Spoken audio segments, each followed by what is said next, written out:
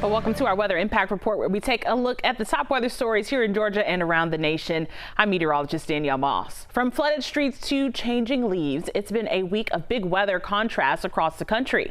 Heavy rain and flash flooding caused problems in several states, with communities cleaning up after water rose fast and left plenty of damage behind.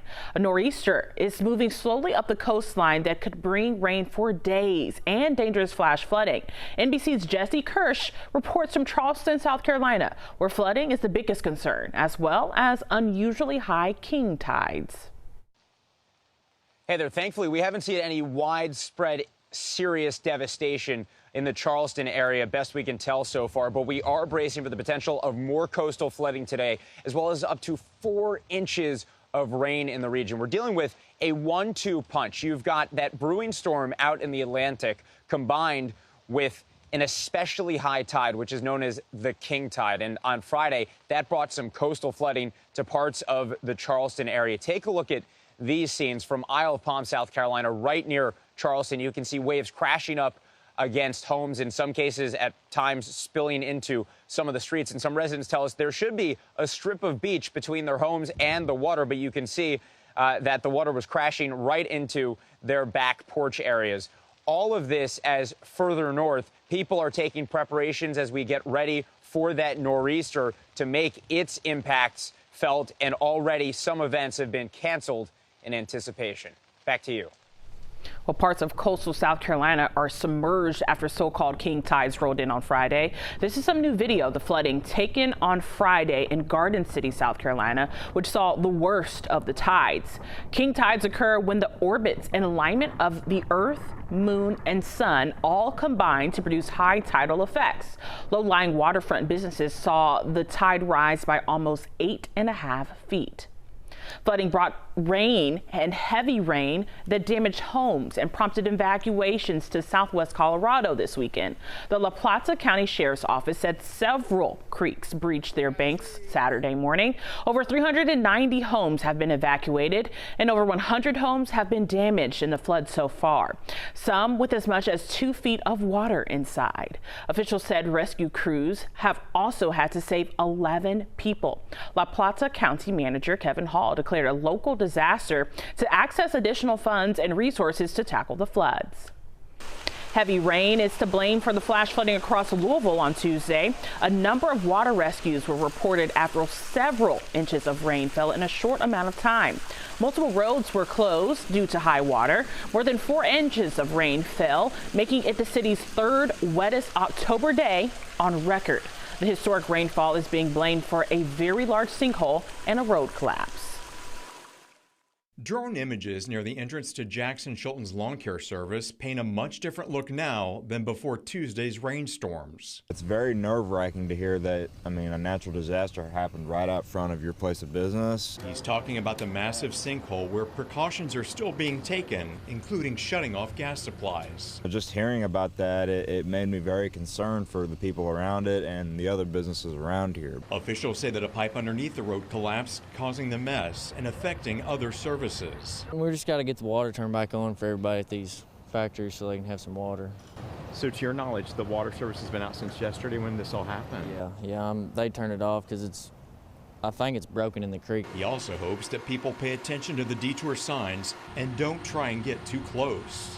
It collapsed, you get in there and fall down and get hurt. I wouldn't be in there. Heavy rain pounded parts of Florida Friday and caused flash flooding in some areas of the state. In South Florida, Miami-Dade and Broward counties were under flood advisories. Floodwaters poured into homes and drivers struggled to get through water-covered roads. There was more flooding further north near Orlando. To make matters worse, the rains hit a high tide along the coast. Motorists who tried to drive on the dangerous roads were urged to do so carefully. The heavy rain also impacted central Florida. Strong winds and nonstop rain impacted New Smyrna Beach, with the area receiving more than 7 inches of rainfall. Some neighborhoods were left partially underwater, causing dangerous driving conditions. And in Helendale Beach, police officers were seen using high water rescue jeeps to look for anyone who needed help. While there was a spike in the amount of accidents due to the weather, there were no injuries reported, thankfully. Multiple fire agencies worked early Sunday to save a man who got trapped in Phoenix, Arizona floodwaters, and the rescue was all captured on camera. Details are limited, but aerial video showed a white truck trapped in floodwaters in a residential area near a wash. And so far, no injuries have been reported in that incident as well. Well, first responders say more than 20 homes in Salt Lake City were flooded after heavy rain Saturday night. A drainage canal built for water runoff overflowed into streets, backyards, and homes. Sarah Martin has more.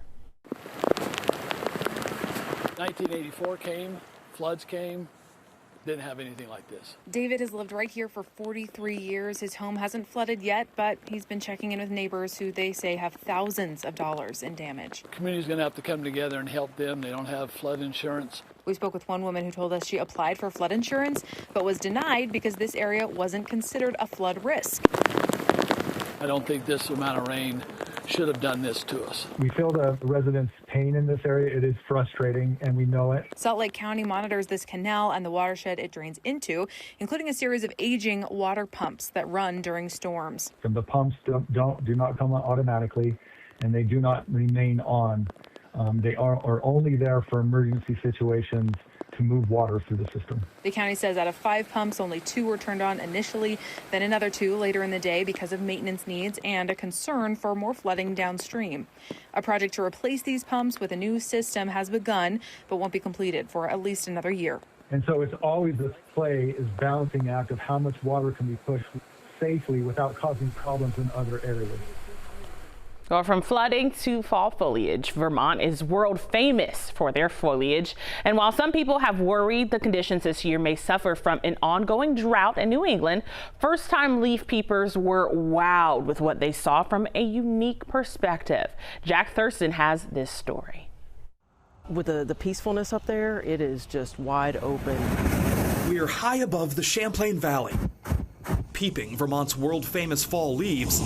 I haven't seen the super bright neon glowy reds. From the basket of one of Jeff Snyder's hot air balloons. But these are some of the richest ones I've seen literally so far. Snyder's the chief pilot of above reality hot air balloon rides, offering sightseeing adventures over Vermont for more than 20 years. These leaves are popping like this collar. Foliage season is by far his busiest stretch. People want to know when peak is. It's right now here. That's a real-time update from someone who is literally 50 feet above it to 2,000 feet above it with these eyeballs. Our trip takes us past rambling rivers, floating on the wind over roads below where sunlight makes the treetops look almost fluorescent, and to places you can't necessarily see from your car, our aircraft casting a shadow on the foothills of the Green Mountains, passengers preserving memories of the experience to last long after the roughly hour-long flight. Regardless of whatever pictures people take with their cameras, I always tell people make sure you take them up here because those will stick with you for like a long time. And people, I mean, I've had people that have flown with other companies 40 years ago. I've had people that have flown with me 20 years ago, and they will come back and they will talk about the feeling that they had. No one comes and shows me a photo they took 25 years ago. That's not how it works. There's a bit of everything from nature's display. Oranges, yellows, and browns, but also plenty of green still. Those colors becoming bright speckles when we're far enough up that the individual trees are indistinct. The colors were amazing. Matt and Cheryl Simpson are here from Northern California on their first trip to New England to celebrate their 40th wedding anniversary. I have never experienced anything like that before. I was terrified to go. I don't like to fly. Yeah. And that was the most joyous experience I've had in a long, long time. I'll never forget it. Very peaceful. Very. Another first-time visitor to Vermont, Shannon Miner, had seen fall foliage elsewhere, but not like this. Being from West Virginia, we get to see it quite a bit, but I've never seen it from the air. So just breathtaking, beautiful. After traveling about 14 miles, a gentle landing. And from those Californians, a promise of a return to the skies. Not afraid anymore? No, Nope. Not at all. I'd do it again right now. Yeah. We're going to go do it in Napa now. I love that. Well, good news for cold weather lovers. NOAA announced the arrival of Not La Niña. It's a natural climate pattern marked by cooler than average water temperature in the equatorial Pacific that causes changes in upper atmosphere patterns. La Niña's arrival sets the stage for several months of weather marked by its presence. This season, La Niña conditions are expected through at least February, but this La Niña is relatively weak, so other atmospheric factors can compete for influence on weather, making the forecast less clear. Usually, a La Niña winter means that the southern half of the United States is drier than normal. Parts of the Northwest and Ohio Valley are a bit wetter than normal. It usually makes temperatures warmer or cooler than normal, depending on the region. Well, from coast to coast, flooding left its mark this week, but nature is already shifting gears as cooler air settles in and those fall colors start to pop. With La Niña now in play, we'll be keeping a close eye on how it could shape rainfall, temperatures, and storm chances heading into the months ahead. With your weather impact report, I'm meteorologist Danielle Moss.